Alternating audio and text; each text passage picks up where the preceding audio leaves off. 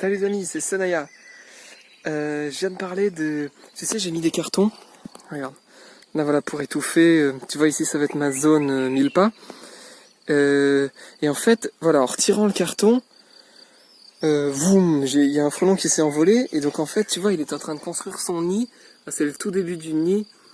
Donc là, voilà, faut faire gaffe. Du coup, quand tu mets des trucs, des cartons comme ça, essaie de les tirer doucement. Vas-y, il va pas comme un bourrin, forcément.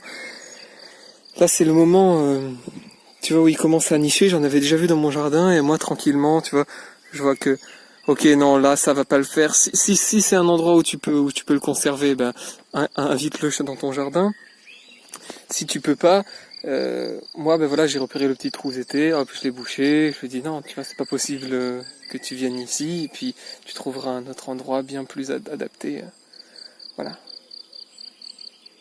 C'est pareil, tu vois, c'est intéressant.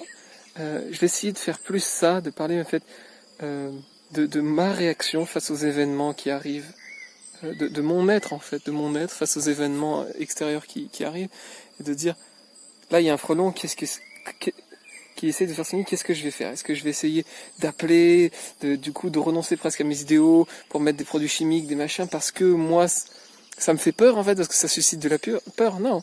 Moi, ce que je fais, en fait, en général, quand c'est comme ça, tu vois, voilà, bon, là, il se passe quelque chose, ok, j'ai peur, je respire un coup, ok, je me pose, tu vois, je pose la situation, je me dis, bon, qu'est-ce qui se passe? Qu'est-ce que j'ai à comprendre? Qui est-ce que je dois devenir aussi? C'est vrai que c'est marrant, c'est ça la vraie question. Qu'est-ce que je dois devenir? Et quelle va être ma réaction en fonction de qui je veux être? Et la plupart du temps, en fait, ça s'éclaircit vachement bien, en fait, cette réaction de peur se dissout et devient une source d'apprentissage en disant, bon, ben, je vais aller faire des recherches sur les frelons. Qu'est-ce qu'ils aiment? Pourquoi? Comment ils vivent? Pourquoi? Les limaces, c'est pareil, tu vois. Pourquoi il y a autant de limaces? Qu'est-ce qu'elles font? Et en fait, ça crée un engouement, en fait, pour cette chose. Là, c'est des insectes. Mais c'est plein de choses dans la vie qui sont comme ça, en fait. C'est de voir quels sont les types de réactions possibles, et qui ça me fait devenir. Voilà, c'est la petite réflexion du moment. Pour moi, c'est très intéressant. J'adore jouer à ce jeu-là. Qui est-ce que je suis, en fait? Est-ce que j'arrive à respecter mes principes, mes idéaux, garder mon intégrité, ou est-ce que je réagis par la peur? Et souvent, après, c'est déjà ce que je regrette. Tu vois, je le fais, et puis après, je me dis, ah mince, quand même, c'est pas vraiment ça que j'aurais aimé faire. Bon, voilà. Petite piste de réflexion. Toi, c'est quoi, par exemple, la dernière fois où tu as eu peur et tu t'es senti pas en accord avec tes idéaux, ou au contraire, où tu as eu une réaction dont tu es fier, tu as dit, ah bah là, j'aurais pu réagir comme ça, mais finalement, j'ai trouvé une solution. Voilà. Fais-nous en part, fais-nous kiffer, ouvre nos perspectives, et donc, le plus important, en fait, c'est d'arriver à faire les choix qui t'emmènent à être la personne que tu veux devenir, que tu veux être. C'est-à-dire, comment le repérer? C'est-à-dire, tu vois, il y a une situation, et là, tu ressens de la peur.